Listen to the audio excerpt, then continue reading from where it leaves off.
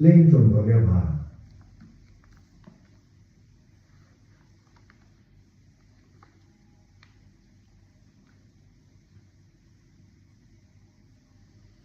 श्री कृष्णचंद्र का तीसरा वर्ष अभी पूरा नहीं हुआ था, फिर भी वे बछड़ा चराने वन में जाने लगे।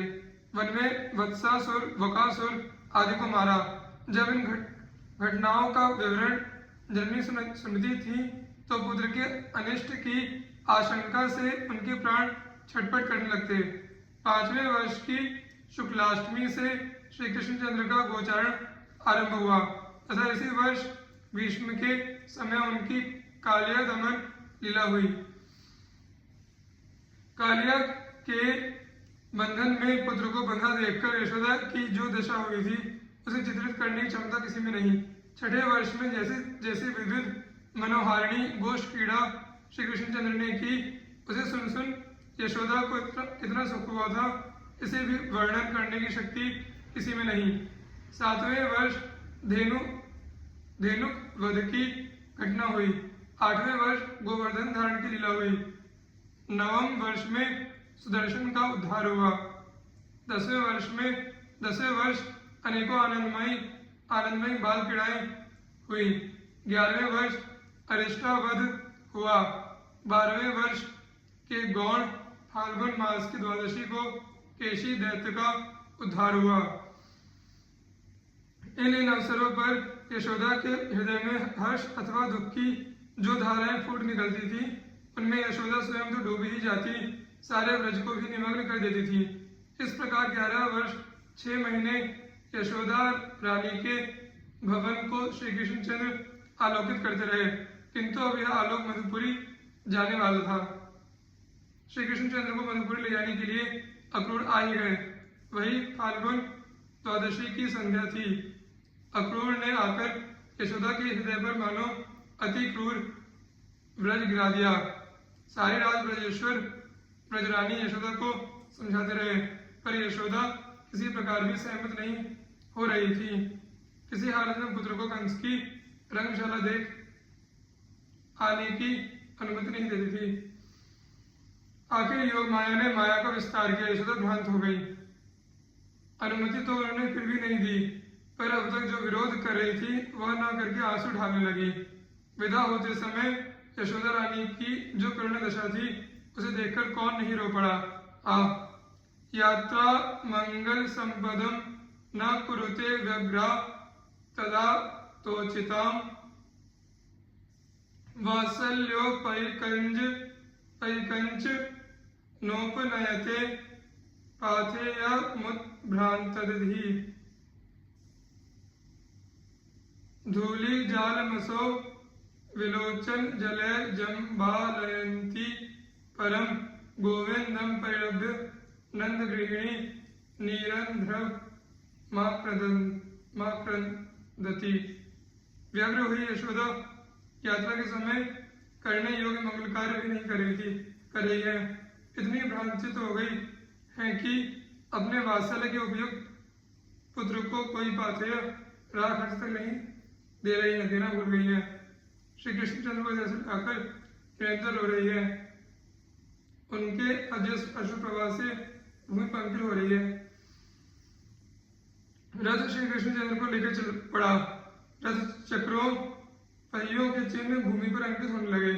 मानव धरा रूपिणी यशोदा के छिदे हुए हृदय को पृथ्वी देवी व्यक्त कर रही थी। श्री कृष्णचंद्र के विरह में जननी यशोदा की क्या दशा हुई, इसे यथार्थ वर्णन करने की सामर्थ्य सरस्वती में भी नहीं। यशोदा मैया वास्तव में विक्षिप्त हो गई। जहाँ श्री कृष्णचंद्र रथ में बैठे थे वहां प्रतिदिन चली आती। उन्हें दिखता अभी अभी मेरे नीलमणि को अक्रूर लिए जा रहे हैं। वे चित्कार कर उठती, अरे क्या ब्रज में कोई नहीं जो मेरे जाते हुए नीलमणि को रोक ले पकड़ ले। वह देखो रथ बढ़ा जा रहा है, मेरे प्राण लिए जा रहा है, मैं दौड़ नहीं पा रही हूँ, कोई दौड़कर मेरे नीलमणि को पकड़ लो भैया। कभी जड़ चेतन पशु पक्षी मनुष्य जो कोई भी दृष्टि के सामने आया था उसी से वसुदेव पत्नी देवकी को अनेकों संदेश भेजती। उन संदेशों में एक यह भी था,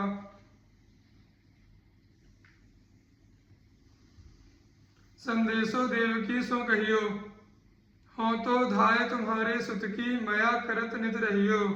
यद्यपि टेव तुम जानत उनकी, तो मोहि कही आवे। प्रातः ही उठत तुम्हारे सुत को, माखन रोटी भावे। तेल उबटनो अरु तातो जल, देखत ही भज जावे। जोई जोई मांगत सोई सोई देती, क्रम क्रम करी करी नहावे। सूर्य पथिक सुनी मोहि रैन दिन, बड़्यो रहत पुर सोच। मेरो अलग लड़े तो मोहन, वह करत सकोच।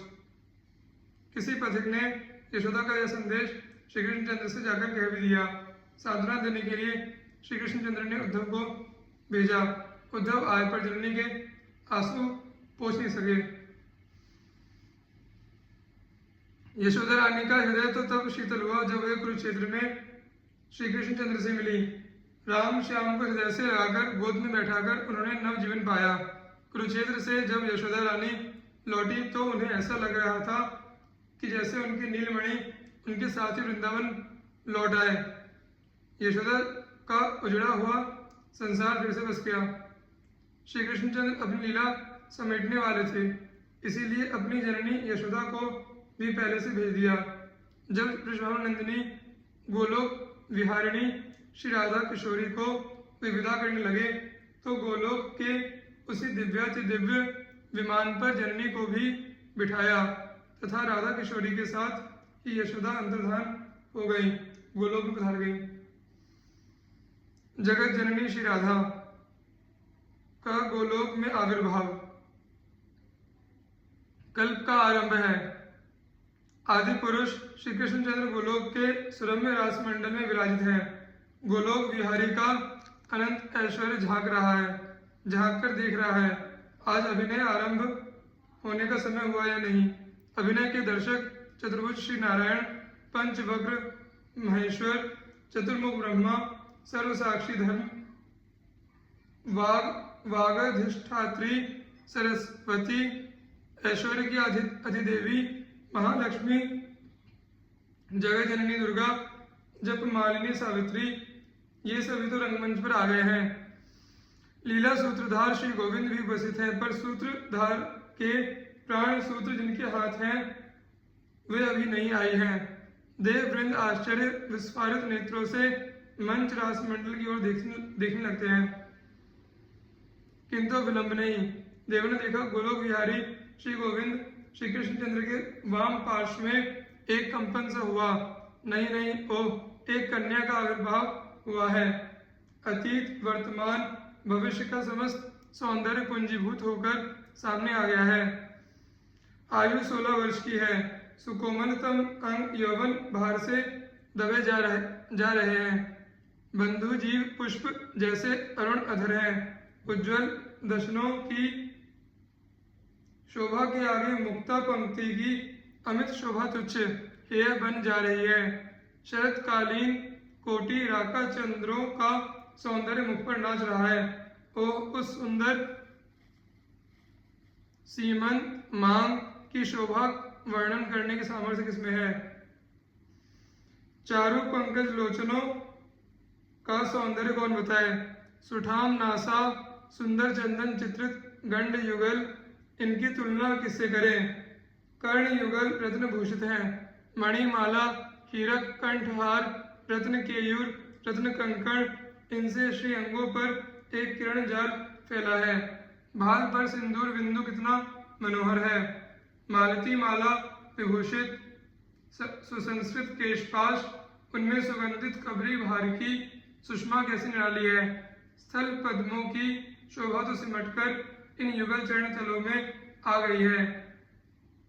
चरण विन्यास हंस को लज्जित कर रहा है। अनेकों आभरणों से विभूषित श्री अंगों से सौंदर्य की सरलता प्रवाहित हो रही है। रूप धर्षित हुए देव वृंद इस सौंदर्य को देखते ही रह जाते हैं।